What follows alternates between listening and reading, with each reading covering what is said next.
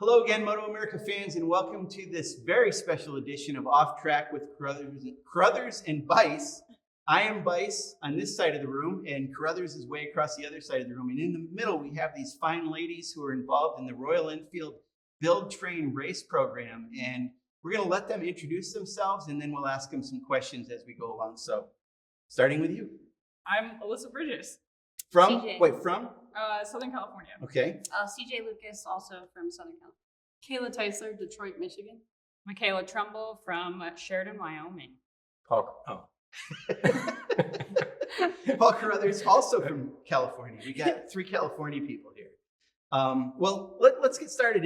Whichever one of you guys want to kind of give us the scoop on. Just go from your side. Okay, then we're We'll going to all start tell with you. the same stories. Yeah, I mean, you guys can pass it off. It's just, talk about the build, train, race, and talk about how you got involved, really.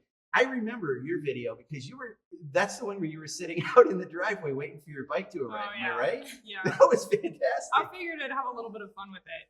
This is an incredible opportunity, and to kind of poke fun at how excited I was for my bike to arrive. I had like a big welcome home sign and just like, okay, where is it? But we all interviewed for it. There were like hundreds of women that applied for this, and one of the big questions was, do you have any race experience? So we all come from different backgrounds. You've been a professional motocross racer and stuff, and you guys ride a bunch of sidecar monkey over here. So it was kind of interesting that all of us came into this with no race experience, and then we get trained with Melissa Paris, and now here we are. Yeah, and I mean, CJ, so tell us, you guys all have a base, you ride motorcycles. You race, the rest of you haven't really raced. You've raced, okay. And CJ, you did motocross. It's obviously different, but there's skills with balance and things like that helped you. And you won our first race at Brainerd International Raceway 2 weeks ago. So that showed that there were some advantages. But we saw some development among the other riders as the weekend went on. I mean, it seemed like they were getting closer to you. Absolutely. Yeah. So tell us about what you expect to happen this weekend at Pittsburgh, and do you think you're going to have a little more of a battle than you had? Yeah, I mean, absolutely. I think that last weekend was a good, get our feet wet and shake everything down, and figure out where our comfort zones lie, right? And then being able to kind of push ourselves a little further. And I think all of us, I mean, by the end of that weekend, we were shaving seconds, right? And we were kind of coming into our own. And I think this next race will just advance more of that. And I think all of us are just going to get faster and kind of, be more comfortable on the track, not only by ourselves, with ourselves, but, around each other too. So I think we'll definitely see a lot closer, field overall. Yeah. I was actually surprised. I thought, I don't want to say I thought it was going to be horrible, but I kind of thought it was going to be horrible. But seriously though, but when I watched you guys go around the track, I mean, by the end of the thing, you look like you knew what you were doing. And I know that's based on very little experience. So it's kind of cool that you guys were able to pick it up so quickly. Did you find, for example, you don't have a lot of experience? No, and I'm, again, from Wyoming, so I have literally 3 months out of the year to that's pushing it, to ride. So it's like I have to wait all winter to even get on my bike, and it's like, all right, now I got to relearn how to get on this thing. Right, you're just figuring out where the controls are and stuff. And next thing you know, you're racing. Yes. What was the hardest part? Trusting my bike to actually like lean over and actually getting my body off of my bike. I was very stiff and just kind of leaning my head over, and then I finally got off where CJ was like, just loosen up, and even Melissa was like, what is going on? Because when I went out on the racetrack last weekend, I was on a bike for the first time ever, I felt like, and I was stiff and I did not trust me or the bike. And then by the end, I was shaving off a ton, and then I came in 5th, and I was right on Alyssa and Trisha's tail end, and I was super proud of myself because beginning of that weekend, I'm like, what are you doing? You can't do this. Like, why are you even on this? But then it was like I finally remembered all the training and how to actually trust the bike and trust myself. And then it's probably just letting yourself relax. I know that's difficult, but you basically killed everybody, right? But and watching you ride, I know you've ridden motocross, but you don't have any experience in this because you look like you do. No, I mean, if you call hooligan riding out in the back hills and stuff, training. Right. But no, I took to it really well, and I ride sport bikes on the street, and that's the only discipline I've ever kind of ridden that type of style, So I think being able to let loose a little bit, being on a track, you're not, dealing with drivers, laws, everything else. Police. So I think being able to push that into what I've always wanted to do, and then, have it transition that well. It was awesome. You probably saw this at the first race. Your lap times probably weren't gobs every time you went off, but these girls, I'm sure, was huge amounts of seconds. Is that what you found? I took 11 seconds off from Wow. our test day on Thursday to awesome. our Yeah, race that's a on lot. Sunday. Yeah. I went in Thursday not trusting the bike. I had just replaced, I had magnesium wheels on the front, and I had dual calipers before, and I replaced it with a whole stock front end because I was having some nasty speed wobble with the full replacement front end. So I didn't trust the bike, and I didn't really have brakes. I found out on Friday during our That's why practice. you gained 11 seconds. Yeah, and I just exactly. I didn't trust the bike at all, and thankfully we have some amazing mechanics that are helping us out this season, and they were able to help me put on a stock master cylinder. So once I started trusting my bike more and getting the new brakes, it made a world of difference. And now I got to come back from that deficit and try to get up to speed. Yeah, I mean, at least you'll go out here. Okay, it's a new track and everything, but you won't have the same issues that you had before. You'll be able to build on that and just get going. Exactly, and kind of going off what Michaela said, like starting the weekend at Brainerd, like I felt very stiff, and I have felt way too big for the bike. Like I'm 5'11", so ergonomically, like the bike doesn't fit me as well. And Melissa and a few other riders I talked to, they were able to help me kind of do some more ergonomic fits and just to make sure I was kind of having my feet in the right place. I kept dragging my feet everywhere. I've done a pretty good job of not letting him speak. So. Well, let me talk about one aspect of this is the build part. And I mean, Alyssa, you touched on it with you waiting in the driveway. The bike was coming. Literally, you had a bike arrive, but you had to build it. And I want to ask Kayla this question because you're an engineer from Detroit, so you've got that mindset.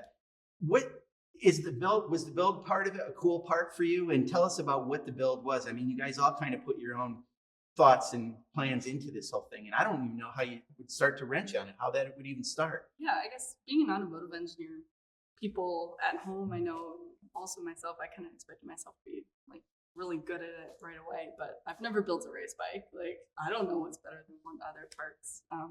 Sure, I'm competent enough with the tools, and I can do that part and work with tools every day at my job, but I had never built a race bike before, and I guess we all came in on the same page with that. Is none of us knew what we were doing when it came to building a race bike for road racing. So I kind of channeled. I come from a vintage bike background, so I raced vintage sidecar with a series called Arma, and so I'm used to riding old kickstarting bikes, two strokes in the 60s and 70s and stuff like that. And I kind of channeled it with that. Working on those kind of bikes, but it's completely different. I mean, this is a modern bike, and I don't know anything about tuning them for sure. So that was a big learning curve for me still.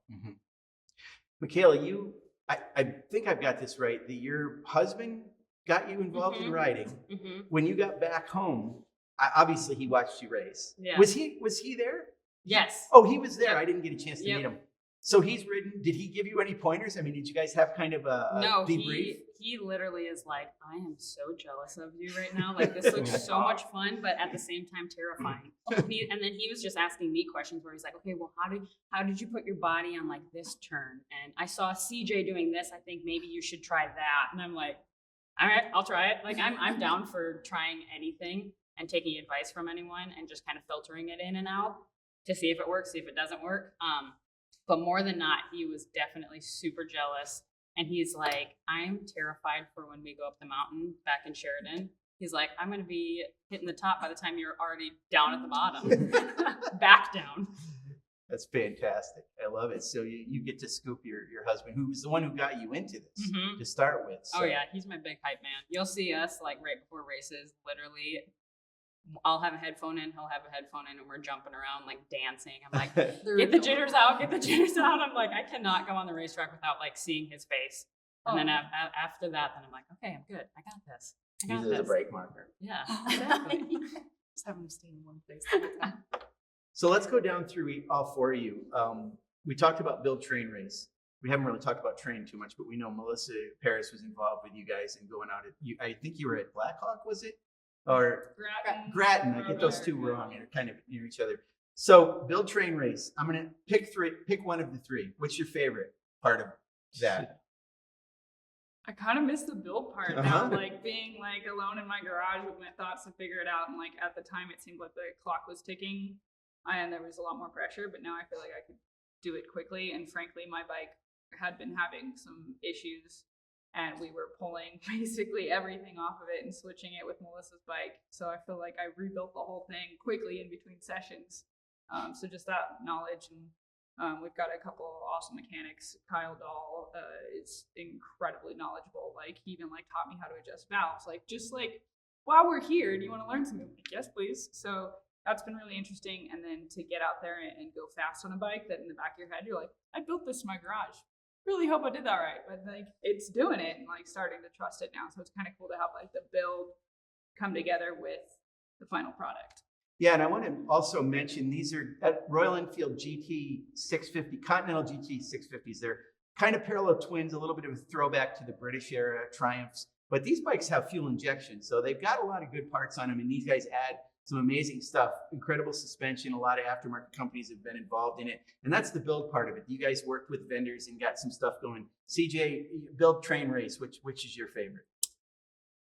Very close, all three. But Yeah. I have to say the racing part. Yeah, I would say. Weird. When you Yeah. win, Wow, you win, that's it an makes odd winning statement. makes a difference. But I But never I guessed. mean, I would say the killing the others part. No, I mean just racing in general. There's nothing else like it out Right. there, whether it's road bikes or dirt bikes. And I think in this particular program, being able to race something that we've built, and each race we're still wrenching on our bikes. We're still taking each practice as like a training. We're trying to get better and trying to advance our skill level to certain things. So I think all of that kind of filters in. So racing is just kind of taking all of that together and applying that. So I like that piece of it.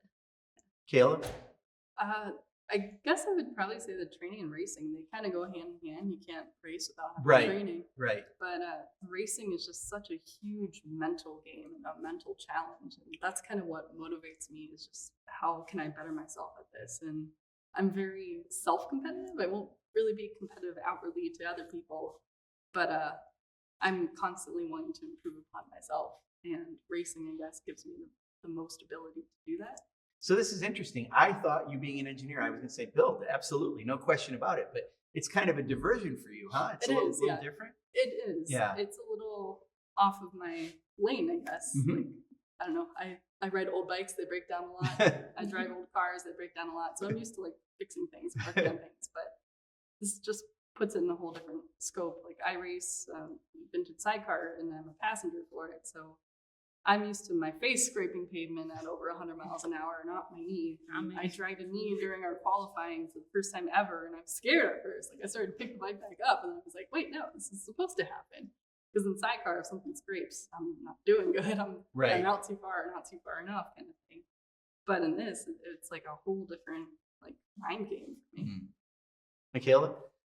That is a really hard question. I feel like all of them, I look at them very differently. The building, I got locked into my head, and it was like the perfect time to have this whole program, because I was going through a lot of stuff. Still am going through a lot of stuff, family wise. But so that was like a getaway. But the racing has, I don't know, like the feeling that goes through my body, like when we're at the start, I'm not terrified, but I'm like, the nerves are hitting, I'm shaky. And then as soon as you take off, it's like everything disappears, everything slows down. I can actually like hear myself thinking, where it's not like this is coming into my brain, this is coming into my brain, because I think the world right now is just kind of all over the place and it gets a little overwhelming. So I would honestly say the racing aspect of it, being able to just like breathe and like you're with yourself on your bike, in your helmet, there's nobody there, nobody can talk to you at all. It's like you, your mind, and your bike. And then it's just so cool to see everyone, because it's like I've been with all of these girls since day one, and seeing like when we first took the track versus when we take the track now, it's crazy. It's so crazy just to like see everything, and yeah, being able to process all of that while you're racing is just cool. And I love it so much. That's great. You had a crash. Did anybody else? My crashed pretty bad at Groton. My airbag went off. Oh, You just collected rocks. I collected rocks at Road America and in In Brainerd. the fan lab? No, Oh, it was okay. I was just no. gonna We were say. just it was at training. Oh, okay. And then at Brainerd, I hit my pipe on the ground, and it chucked. I 100% thought I was going over my head. yeah. at first. So you must have been leaned over pretty well then. To have your pipe Well, and there. I took a different. I was like, I'm going to take a line a little bit further out. Not going to do that one. Oh, wow. Not that line at all. But I like went into the grass, leaning over, and I have not a clue how I did not lay that thing down. I was like, hey, you're on a dirt bike with slicks. Remember that, but you're on a dirt bike now. Let's just take it nice and easy. Don't hit anything. Yeah. No Yeah. crashes? No, I had, it turned 13 was the bane of my existence. Knock on And it wood, was right? all, yeah, knock on wood. Yeah. Because I just set myself up for turn 12 different every time. And by the end I got it. But the first few times setting myself up for turn 12 at Brainerd would make me take 13 really wide. So I had like 2 dirt bike experiences. And then the flat track skills kicked in, and then it was good after that. You said you crashed at Grattan. You must have been one of the first ones of you women that had crashed. Scarlett and I seem to be Okay. going for it. Yeah, I had a really nice Brembo master cylinder and monoblock caliper on the front that might be a little bit overkill for the weight and power of that bike, and it was like a light switch. Wow. And a little bit of that like learning coming in, like to like feather the brake and stuff more, but It happens. yeah. Yeah. But we got it dialed, and it was a good learning experience of like, maybe we should tone that back a little bit. Mm.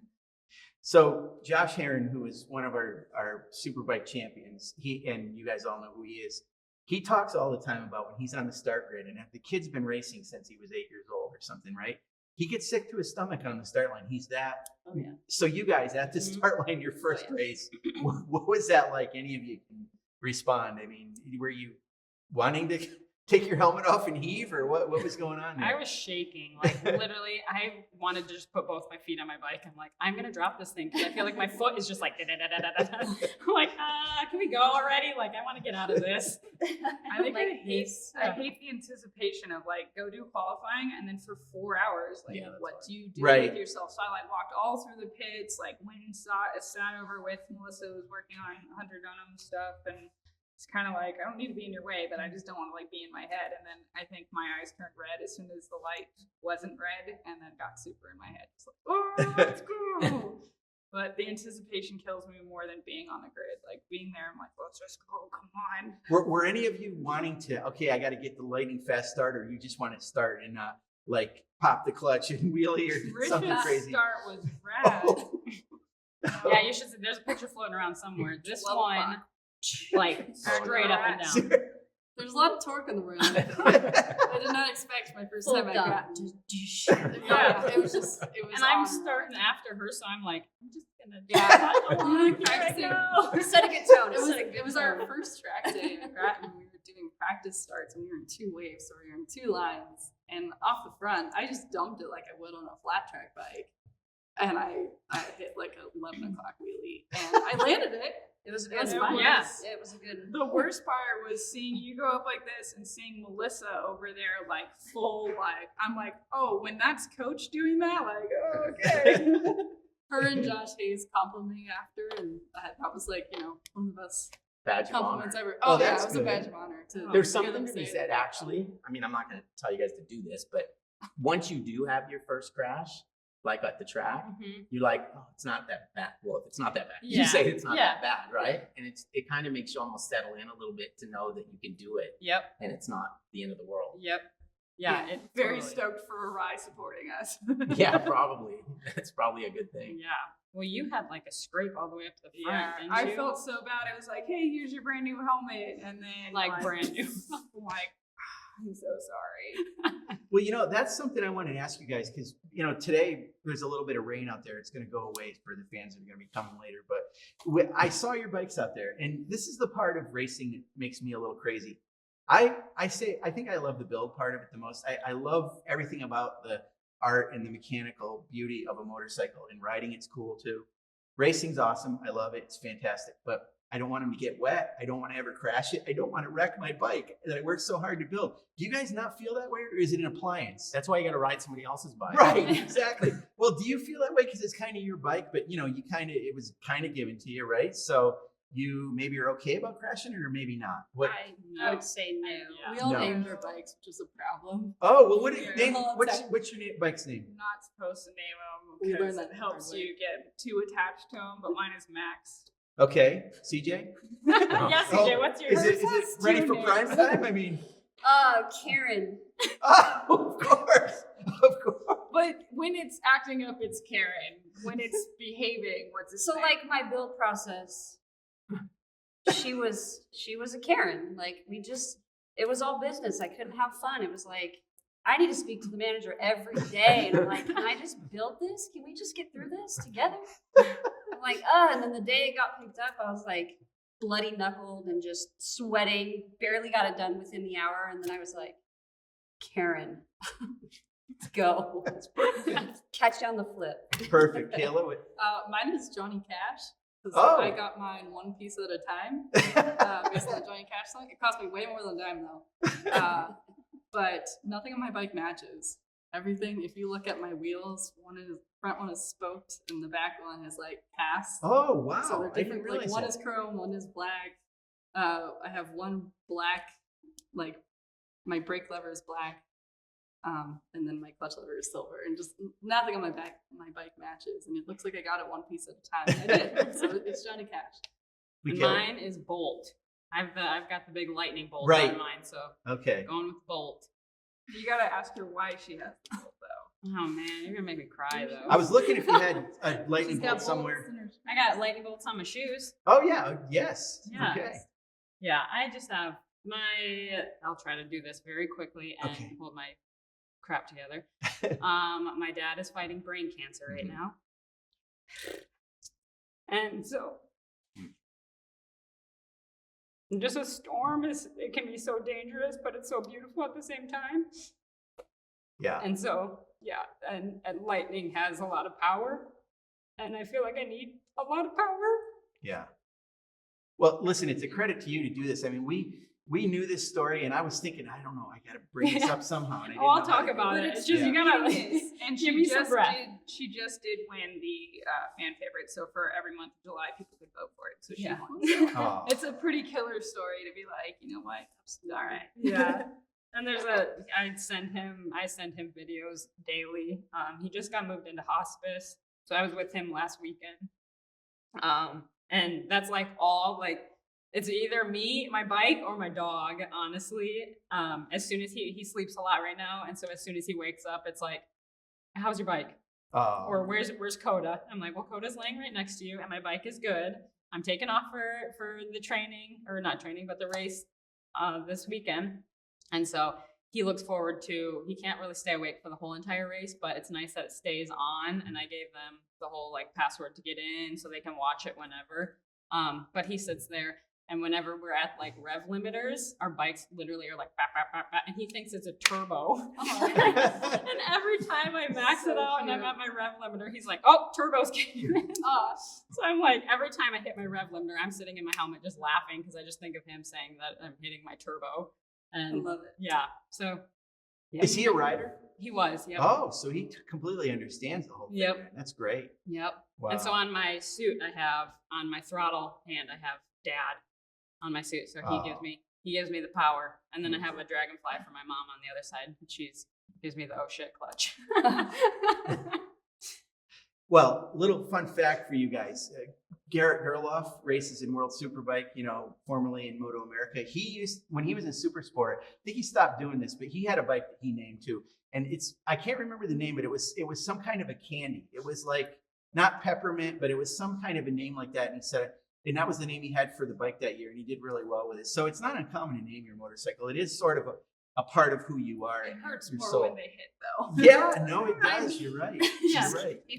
They I mean, have yes. souls. I mean, there's no doubt about it. So, real quick, Kayla, I want to ask you, since you've done sidecar and you're a monkey, okay, but you're a tall monkey. I am, yes. Yeah. So you understand about weight balance and all that kind of stuff. Completely different on a motorcycle that Yeah. you're leaning, because the sidecar doesn't really lean, does it? No, yeah, the only way to lean is by Yourself. Yeah, I'm the one steering it. Yeah. People don't really realize the sidecar. I know at RoadAmerica we actually got to take a few of the girls for a ride in the sidecar racing rig. So it was really cool to see, because even going 10 miles an hour in the pits, your body and gravity naturally want you to lean out or Mhm. lean over the rider. Yeah, it was. I find myself still taking sidecar lines, like, because you got to take way wider lines on the sidecar that cut deeper. And I still find myself trying to take those lines, even though I'm a passenger. At Brainerd, I kept doing it a few times. So I got to break that bad habit. Well, it's a whole different thing. It's almost like it's not even the same sport a little bit. It It's is. almost like a car, really, than anything. So, Yeah. but that's a fascinating thing, especially in Arma. Do you ever race the two-stroke sidecars? I personally do not. Yeah, those are crazy. Yeah. Yeah. I race an SC1, so a 4-speed 650 from the 60s. And then I also race a Formula 2 sidecar. So Wow. one of those bikes goes like 160 plus miles an hour and one goes like 90. Wow. So, yeah, two very different things and a whole different workout and a whole different mind game this bike is. That's great. Well, listen, we're going to wrap up. Really great to have you guys on. I mean, there are 3 more of you that we'll try to get them on as well later on, but it's great to get to know you. I'm really happy that you guys are doing this. I think we all are. And the fact that you're all pretty different individuals. It's kind of cool that it's a real conglomeration, a melting pot of what this whole sport is about. And you know, thanks for being on. Paul and I are really, really happy to have you. So, and good luck this weekend at this track. Thanks Thanks you. for having Yeah, us. thanks for having us.